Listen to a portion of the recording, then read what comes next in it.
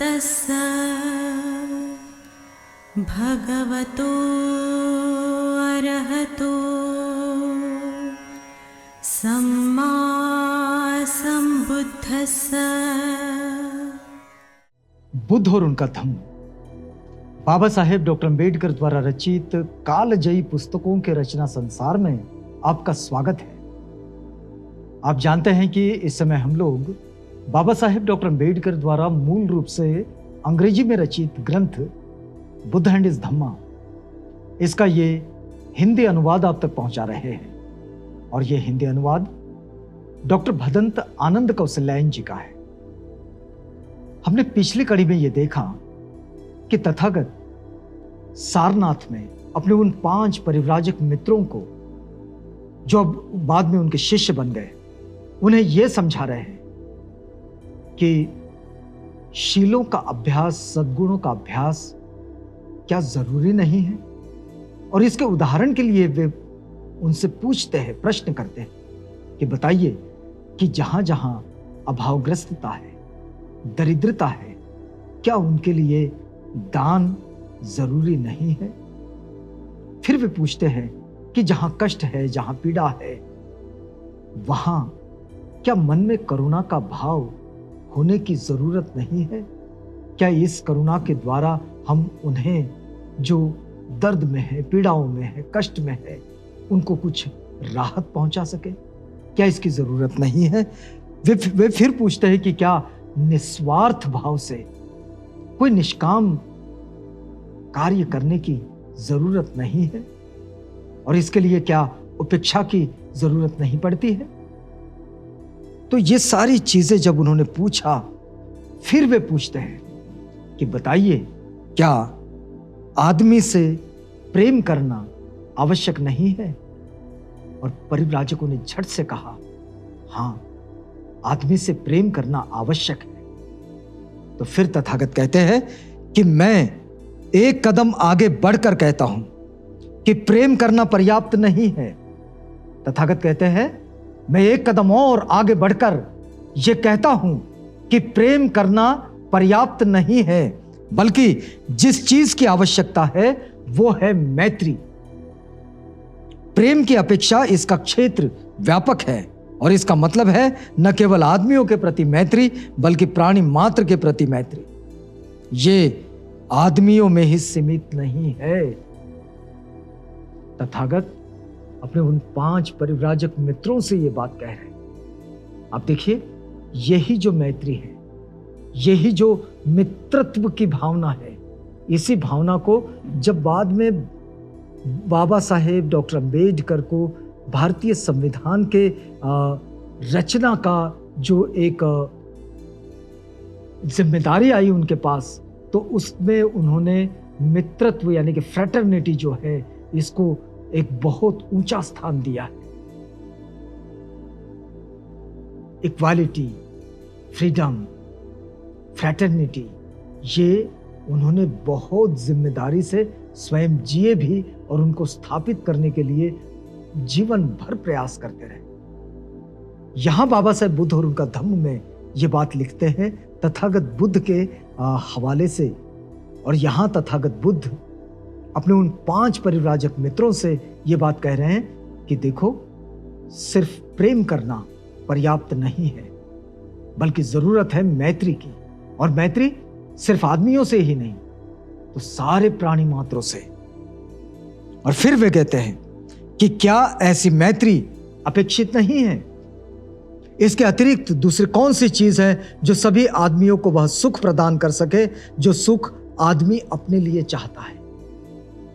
उन परिव्राजकों से पूछते हैं कि आप इतना कष्ट दे रहे हो, इतनी यातनाएं दे रहे हो, इतने काया क्लेश में फंसे हो, इतनी कड़ी तपश्चर्या कर रहे हो, क्यों चाहते हो कि सुख मिले।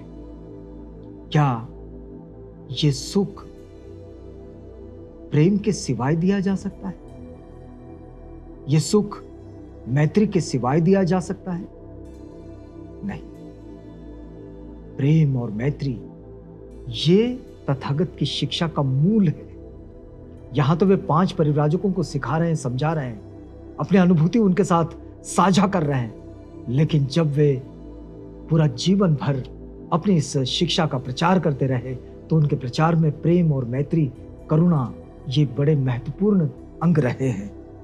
फिर देखिएगा, फिर तथागत कहते हैं कि आदमी का चित्त पक्षपात रहित रहे, सभी के लिए खुला, सभी के लिए प्रेम और घृणा किसी से भी नहीं, सभी के लिए प्रेम और घृणा किसी से भी नहीं। ये जो बात तथागत कह रहे हैं परिव्राजकों से, तो उन्होंने कहा कि हां, ये तो बहुत जरूरी है। उन सब ने एक स्वर में कहा। फिर तथागत कहते हैं, लेकिन इन सद्गुणों के आचरण के साथ प्रज्ञा जुड़ी रहनी चाहिए। क्या कहते हैं वे? कि इन सब के साथ, ये सारे सद्गुण जो है, इन सद्गुणों के आचरण के साथ प्रज्ञा जुड़ी रहनी चाहिए। निर्मल बुद्धि, प्रज्ञा का नाम वे कहते हैं निर्मल बुद्धि। ऐसी बुद्धि जो निर्मल है, जिसमें किसी तरह का कोई मल नहीं। फिर वे कहते हैं, दरअसल वे परिव्राजकों से पूछ रहे हैं, क्या प्रज्ञा आवश्यक नहीं है? परिव्राजक मौन रहे। जब उन्होंने पूछा कि क्या प्रज्ञा आवश्यक नहीं है, तो परिव्राजक मौन रहे। उन्होंने अपने प्रश्न का उत्तर देने के लिए मजबूर करने की दृष्टि से तथागत ने अपना कथन जारी रखा। यह प्रश्न पूछने के बाद परिव्राजक मौन रहे, तो तथागत ने अपनी बात को जारी रखा और इस बात के लिए प्रतीक्षा भी करते रहे, उन्हें उकसाते भी रहे कि वे इस प्रश्न का उत्तर दें। तब उन्होंने कहा कि भला आदमी हम उसी को कहेंगे जो कोई बुरा काम ना करे। देखिए तथागत परिव्राजकों को कैसे समझा रहे हैं कि भला आदमी हम उसी को कहेंगे जो कोई बुरा काम ना करे, बुरी बात ना सोचे, बुरे तरीके से अपनी जीविका ना कमाए और मुंह से कोई ऐसी बात भी ना निकालें जिससे किसी को हानि हो अथवा किसी को कष्ट पहुंचे। तो परिव्राजक बोले, हां, यह तो ऐसा ही है। अब यही तो प्रज्ञा है, यही तो निर्मल बुद्धि है। हम जो कुछ भी करते हैं वो सब यहीं से तो आता है। एक आदमी जो भलाई करें लेकिन बुरा काम बिल्कुल ना करें, झूठ बिल्कुल ना बोलें, बुरे तरीके से अपनी जीविका ना कमाएं, ये जो सब बातें हैं, ये परिव्राजक सुनने के बाद कहते हैं कि हां, ये तो ऐसा ही है कि हर मनुष्य ने ऐसा होना चाहिए। तो फिर तथागत और आगे बढ़ रहे हैं। देखिए, लेकिन क्या सत्कर्म भी एक अंधे की भांति किए जाने चाहिए? तथागत का बड़ा सामान्य प्रश्न है कि क्या सत्कर्म भी किसी अंधे की भांति किए जाने चाहिए? तथागत कहते हैं, मैं कहता हूं कि नहीं, यह पर्याप्त नहीं है। यदि यह पर्याप्त होता तो हम एक छोटे बच्चे के बारे में कह सकते कि वह हमेशा भला ही भला है। एक छोटा बच्चा जो करता है वो तो अजान है, अबोध है, बस वो करता जा रहा है, नहीं जानता कि क्या कर रहा है। लेकिन उसके विषय में क्या यह कहा जा सकता है कि वो हमेशा भला ही भला है, अच्छा ही अच्छा है? क्योंकि अभी एक छोटा बच्चा यह भी नहीं जानता कि शरीर क्या होता है। तथागत कहते हैं जो छोटा बच्चा है, नन्हा सा, वो जानता ही नहीं कि शरीर क्या है।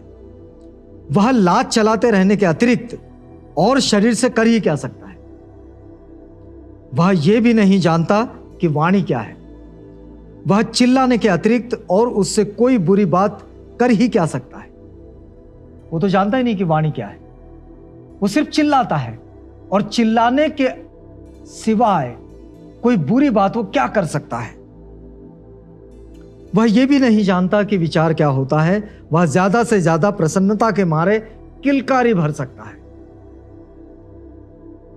और कुछ नहीं कर सकता, किलकारी मार सकता है। वह यह नहीं जानता कि जीविकार्जन क्या होता है। वह किसी बुरी तरीके से अपनी जीविका क्या कमा सकता है? छोटा बच्चा वो जानता ही नहीं कि जीविका का मतलब क्या है। वो बुरे तरीके से क्या जीविका कमा सकता है? बस अपनी मां की छाती से दूध पीने के अतिरिक्त वह कुछ जानता ही नहीं। इसलिए फिर वो कहते हैं, तथागत कहते हैं, इसलिए सद्गुणों का अनुसरण भी प्रज्ञापूर्वक होना चाहिए, अर्थात निर्मल बुद्धि के साथ। क्या कहते हैं तथागत? निर्मल बुद्धि के साथ यह अनुसरण होना चाहिए, ये पूरे होशो हवास में होना चाहिए। इस समय हम लोग बाबा साहेब डॉक्टर अम्बेडकर द्वारा रचित बुद्ध और उनका धम्म इस ग्रंथ के द्वितीय कांड के दूसरे भाग में है, और दूसरे भाग का यह शीर्षक है इस अध्याय का, धम्मचक्र प्रवर्तन। एक और कारण है, तथागत कहते हैं कि एक और कारण भी है जिसकी वजह से प्रज्ञा पारमिता इतनी अधिक महत्वपूर्ण और इतनी अधिक आवश्यक है। तथागत कहते हैं कि दान तो होना ही चाहिए, किंतु बिना प्रज्ञा के दान का भी दुष्परिणाम हो सकता है। परिव्राजकों को समझा रहे हैं तथागत कि दान तो होना ही चाहिए, लेकिन बिना प्रज्ञा के, बिना सोचे समझे कहीं भी नहीं, उसका कोई मतलब नहीं। तो वे कहते हैं कि दान तो होना ही चाहिए, किंतु बिना प्रज्ञा के दान का भी दुष्परिणाम हो सकता है। करुणा तो होनी ही चाहिए, किंतु बिना प्रज्ञा के करुणा भी बुराई की समर्थक बन जाती है। बिना करुणा के बुराई की समर्थक बन सकती है, बिना प्रज्ञा के करुणा ये बुराई की समर्थक बन सकती है।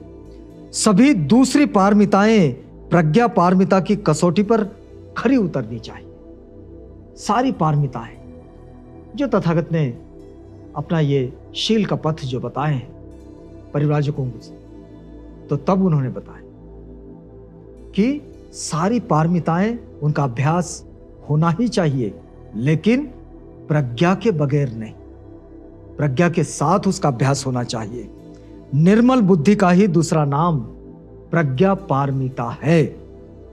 बाबा साहेब लिखते हैं, निर्मल बुद्धि का ही दूसरा नाम प्रज्ञा पारमिता है। फिर तथागत यहां से और आगे बढ़ते हैं, अपने उन 5 परिव्राजकों से और बात करते हैं, लेकिन इस बात को हम आपके पास पहुंचाएंगे अगली कड़ी में। यहां रुकते हैं इस वादे के साथ कि कल आपसे पुनः भेंट होगी, जब हम बुद्ध और उनका धम्म इस ग्रंथ का ये हिंदी अनुवाद आप तक पहुंचाने की इसी प्रक्रिया में आपके साथ जुड़ेंगे। तो तब तक के लिए हमें इजाजत दीजिएगा।